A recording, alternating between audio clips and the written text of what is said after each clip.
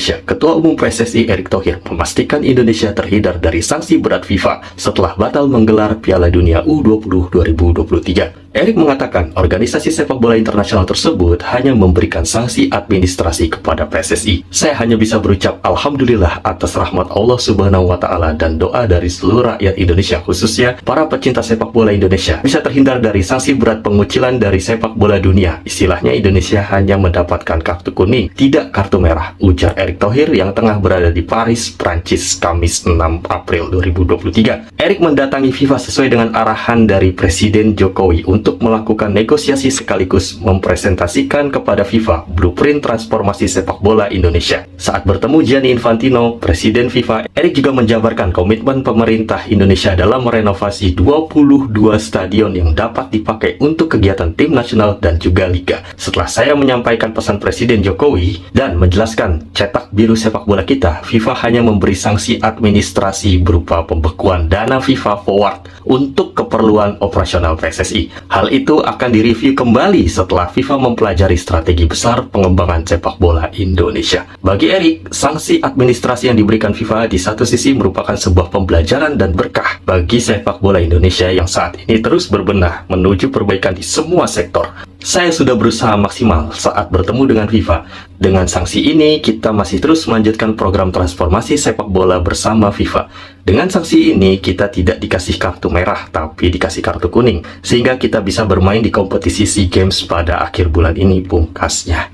Jadi, tidak hanya SEA Games, Indonesia juga bisa bermain di AFF yang mulai diakui FIFA kemungkinan, dan juga Indonesia bisa bermain di FIFA Matchday pada bulan Juni dan bulan-bulan berikutnya, dan masih bisa bermain di kualifikasi Piala Dunia 2026, dan juga melanjutkan kiprahnya setelah lolos sebagai salah satu kontestan di fase grup Piala Asia 2023 yang diselenggarakan di 2024 yang bertuan rumahkan Qatar. Dengan ini kita cukup bersyukur dan kita jangan lagi seluruh rakyat Indonesia, saya harapkan, untuk tidak bikin masalah apapun itu bentuknya, baik itu sebagai insan sepak bola maupun sebagai rakyat biasa yang tidak mengerti sepak bola. Apalagi ya kan, nggak ngerti sepak bola jangan ikut campur di sepak bola, karena terkadang campur tangan atau suara Anda justru menghancurkan sepak bola Indonesia yang susah payah dibangun. Jadi buat orang-orang atau oknum-oknum yang memiliki kepentingan politik atau apapun itu, jangan ganggu ranah sepak bola Indonesia. Karena jika kalian ganggu ranah sepak bola Indonesia, bukan berarti kita simpatik kepada kalian dan bukan berarti kalian mendapatkan apa yang kalian inginkan. Jadi dengan ini saya juga bersyukur kepada Allah Subhanahu wa Ta'ala, Indonesia masih bisa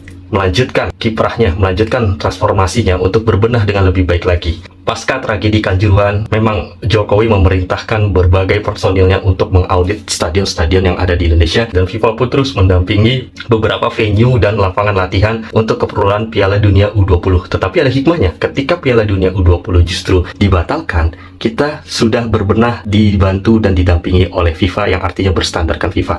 Dan itu juga akan dilakukan di stadion-stadion lain, terutama di 22 stadion. Itu hikmah dan berkahnya. Dengan adanya kejadian ini dan dengan adanya semua yang sudah terjadi, kita harus belajar tidak hanya dari kesadaran diri sendiri, kita juga harus meningkatkan keamanan sepak bola Indonesia. Maksudnya adalah ketika mulai ada suara-suara dari luar, mulai ada kepentingan-kepentingan dari luar yang mengganggu kepentingan sepak bola Indonesia, kita harus memiliki tim khusus yang bisa mencegah semua itu agar tidak bikin gaduh dan tidak bikin masalah di kemudian hari. Dan saya harap kejadian seperti ini tidak terulang lagi. Walaupun ada potensi terulang lagi ketika orang sudah memiliki kepentingan dan keinginan pribadi. Ini juga hasil daripada doa rakyat Indonesia yang mana dikumpulkannya 1000 lilin di kota Jakarta, di Gedung Juang 45 Jakarta sana, bahwa para pecinta sepak bola, penikmat sepak bola, perwakilan supporter se-Jabodetabek, kemudian ada Ultras Garuda dan juga La Grande bersama-sama memanjatkan doa mengumpulkan 1000 lilin sebagai simbol penerangan dari sepak bola Indonesia yang sedang melalui lorong-lorong gelap. Dan mereka memanjatkan doa ini agar bisa memberikan kekuatan dan kelancaran jalan bagi Pak Erick Thohir yang sedang berusaha menyelamatkan sepak bola Indonesia dan melobi-lobi Gianni Infantino selaku Presiden FIFA agar Indonesia tidak disanksi berat. Setelah kita tahu bahwa Indonesia tidak disanksi berat, kita juga harus memperhatikan dan kita juga harus benar-benar peduli bahwa Indonesia terkena sanksi berupa administrasi. Tentunya administrasi ini juga merugikan keperluan timnas, karena kan aturannya FIFA memiliki aliran dana untuk kepentingan sepak bola Indonesia, dalam hal ini PSSI, jadi terhenti. Tidak seperti federasi-federasi di negara lain yang mana FIFA kerap mengeluarkan dana dan mendampingi federasi tersebut untuk mengembangkan sepak bolanya.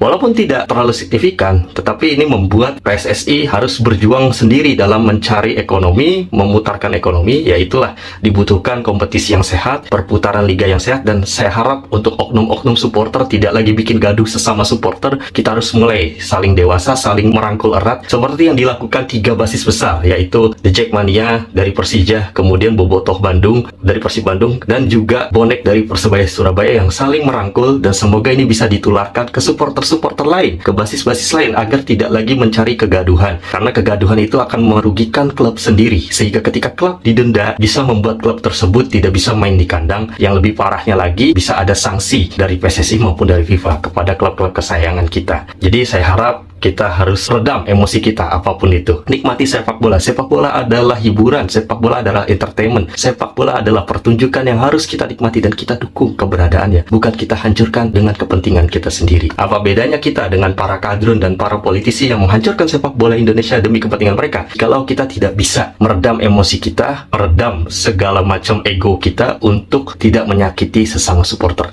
Jadikanlah lingkungan sepak bola yang sehat dan kondusif seperti yang terjadi di negara-negara maju. Oke, itu saja pesan saya. Kita syukuri dan selamat tahniah untuk tim nasional Indonesia, dan selamat melanjutkan perjalanan kita. See you to the next level.